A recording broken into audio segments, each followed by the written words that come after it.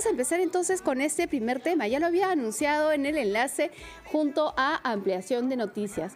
El tema de las vacaciones. Todos lo necesitamos, pero no siempre todos los tenemos. ¿Cuáles son esas situaciones que pueden hacer que no cuentes con vacaciones? Es lo que vamos a conversar. Ya tenemos a nuestra invitada. Ella es Fabiola Rueda Injo, quien es vocera de SUNAFIL. ¿Cómo está, Fabiola? Bienvenida, gracias. ¿Cómo estás, Sara? Gracias por la invitación. Permíteme extender el saludo a todos los oyentes a nombre de nuestro superintendente, el doctor Michael Guevara Varela, quien se siente muy gustoso de poder compartir información importante como la que ha mencionado. Claro que sí. De hecho, tal vez debemos empezar por el inicio, aunque puede parecer un poco, no sé, tal vez irrelevante la pregunta, pero ¿por qué todos tenemos derecho a vacaciones? Bien, es importante porque luego de un periodo de trabajo, ¿no?, extenso, toda persona necesita un periodo de descanso. Entonces es así que la legislación laboral reconoce que aquellos trabajadores que han cumplido determinados requisitos tienen el derecho o obtienen el derecho a gozar de este descanso vacacional. Ahora, hay diferentes tipos de trabajo. ¿El derecho a las vacaciones cambia dependiendo del tipo de trabajo o es igual para todos? No, podemos decir que cambia dependiendo tal vez del régimen laboral al que está sujeto el trabajador. Okay. En general, en el sector privado, que rige el régimen general, el descanso vacacional es por un total de 30 días de vacaciones, 30 días de descanso. Sin embargo, aquellos trabajadores, por ejemplo, que laboren para una microempresa o para una pequeña empresa, no tienen 30 días de vacaciones, sino solo 15. Uh-huh. Muy bien, ¿y qué pasa con las empleadas del hogar? Que es algo, es un rubro que no se le da tal vez suficiente mirada. ¿Qué pasa con ellas? Las trabajadoras del hogar tienen un régimen en realidad muy semejante al régimen general. Ellas también tienen derecho a 30 días de vacaciones. Y es importante lo que mencionas porque muchas veces los empleadores por desconocimiento no le otorgan a sus trabajadoras del hogar el derecho que le corresponde. Anteriormente, hace mucho tiempo, hace algunos años, las trabajadoras del hogar tenían solamente 15 días, pero luego con la nueva ley de trabajadoras del hogar obtuvieron el derecho también a gozar de 30 días de vacaciones, que es lo que les corresponde actualmente. Bueno, son cosas que ya ustedes, amigos, deben empezar a tomar nota para primero estén informados y luego ver cuáles son las diferentes situaciones que se pueden presentar en tu día laboral que de todas maneras podría afectar en cierta medida tus vacaciones. Son las 10:14 de la mañana. Vamos a hacer una pausa y regresamos aquí en Encendidos. De hecho, ustedes pueden participar, conversen con nosotros. Llámenos al 212-4100, 212-7165 y también tenemos el WhatsApp, el 962-074-572. Te lo repito, 962-074-572. Vamos a escuchar a los anunciantes y regresamos. Gozar de vacaciones laborales son necesarias, pero ¿qué pasa si yo no las tomo? ¿Qué pasa si yo no quiero tomarlas, si prefiero que simplemente me paguen? ¿Hay alguna otra cosa que debería saber? ¿Qué pasa si por alguna razón la persona con la que yo estoy trabajando no ha calculado bien el tiempo que necesito para poder salir de vacaciones? Todas esas son preguntas que seguramente tú tienes y te invito a que participes con nosotros de esta conversación porque estamos con Fabiola Rueda Injo, quien es vocera de SUNAFIL. El 212-4100, 212-7165 y el WhatsApp 962-074-572 están disponibles para que nos llamen. De hecho, ya por interno me hicieron una pregunta respecto, bueno, repasando un poquito lo que nos menciona, ¿no? Las personas que están en el régimen general tienen 30 días de vacaciones, pero si estamos hablando de una microempresa, son 15 días. ¿Por qué la diferencia?, preguntan. Bien, esto es algo que está estipulado en la norma, en cada ley. De hecho, tenemos a nivel de nuestro país una norma específica que regula los derechos de los trabajadores que laboran en las micros y pequeñas empresas. Y esta ley ha regulado así el régimen y el derecho de vacaciones. Ahora, ¿en qué momento yo puedo tener derecho a vacaciones?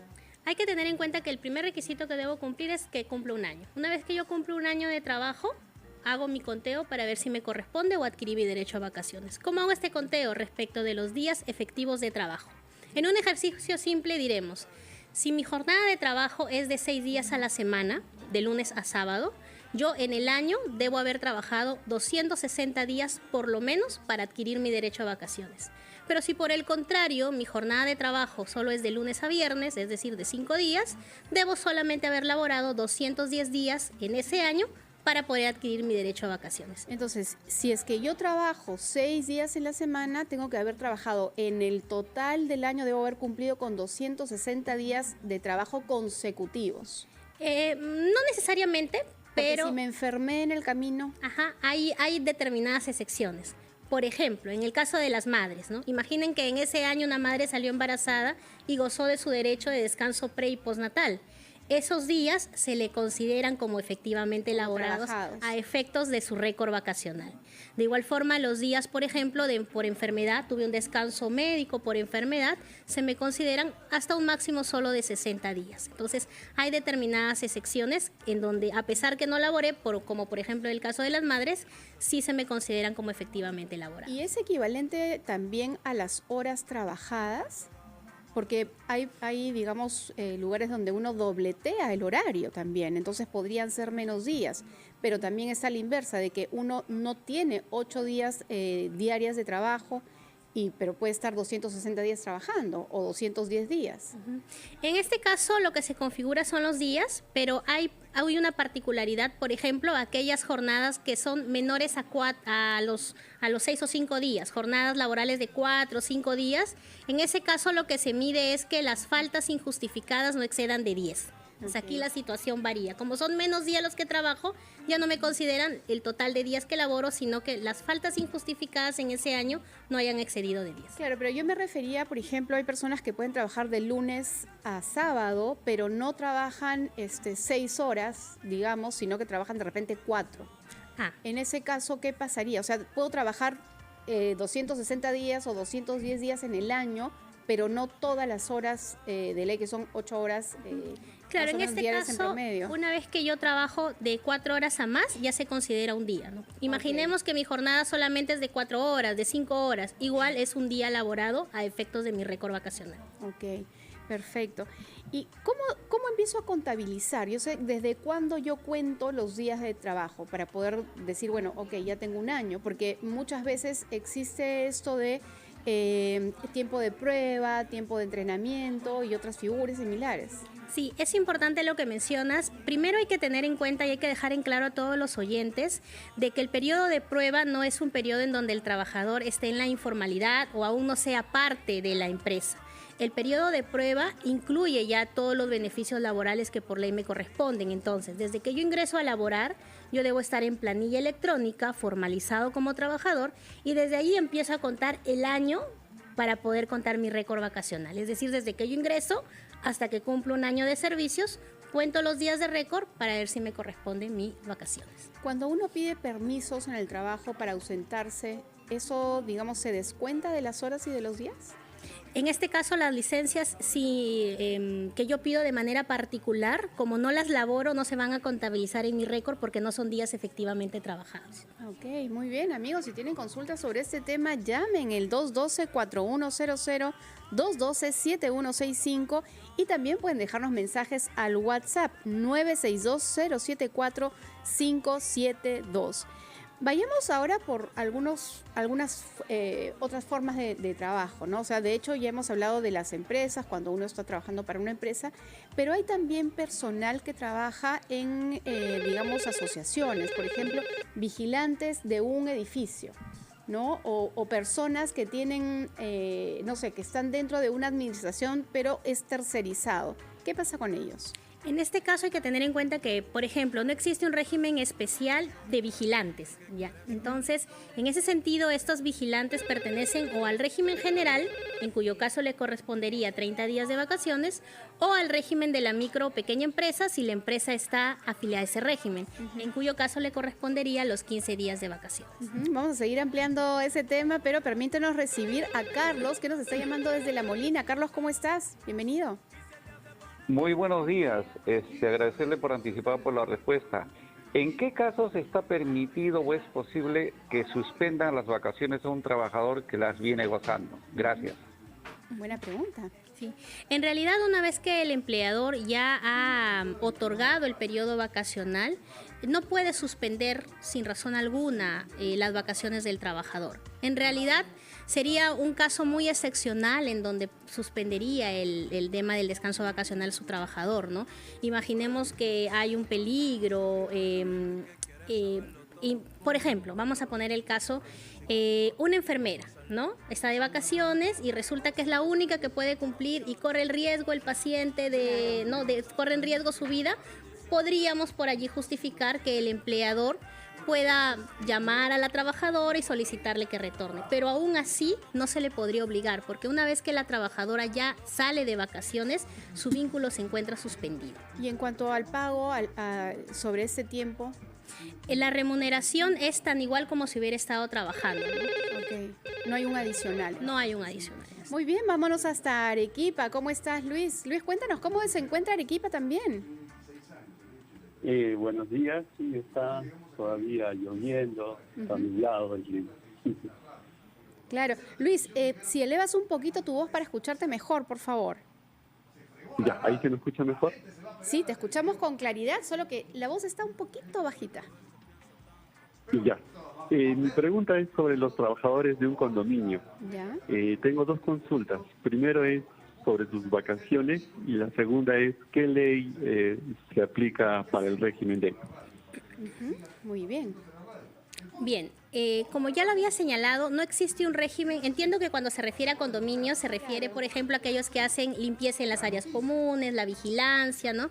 Trabajos de jardinería. Por ejemplo, en áreas comunes. En este caso no existe un régimen especial o particular para este tipo de trabajadores. El régimen de común aplicación en todo el sector privado es el que está regulado por el Decreto Legislativo 728, que es el régimen común. O sea, el régimen general. El régimen general. En este caso, a los trabajadores les corresponde, hablando de vacaciones, los 30 días. Ahora, si la empresa, o hablando de condominios, si la junta de propietarios, ¿no?, se ha constituido formalmente, tiene un registro en SUNAR, puede registrarse al régimen de la microempresa. Okay.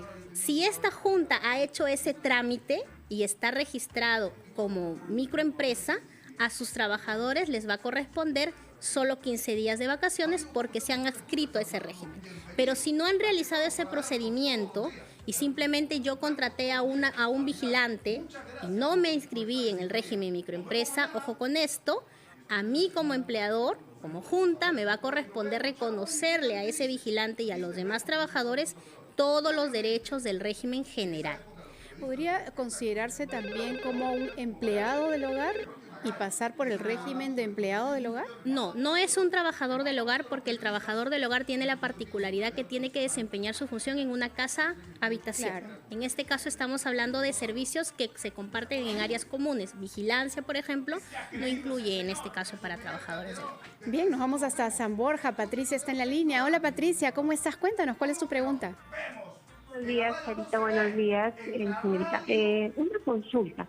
Miren, soy una microempresa. Soy una persona que tiene un taller de costura, ¿no? Y bueno, tengo operarias que trabajan día fijo, no en planilla, son 15 días de vacaciones, lo tengo claro.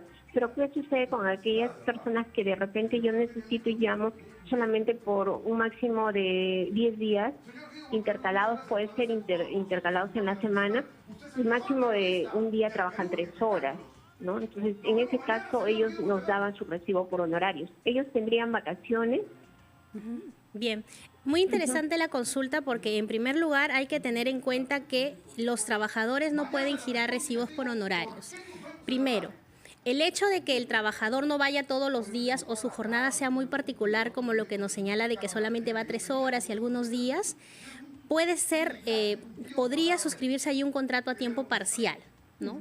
Pero el trabajador tiene que estar en planilla, como trabajador, porque entiendo que ese trabajador, aun cuando vaya por horas, esta señora que nos consulta le impone una jornada, tiene una hora de entrada, una hora de salida, le imparte indicaciones, con ello se le reconoce como trabajador.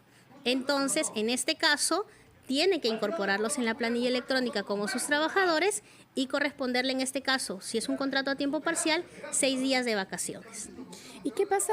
No sé si esa es una figura similar con el caso de los practicantes.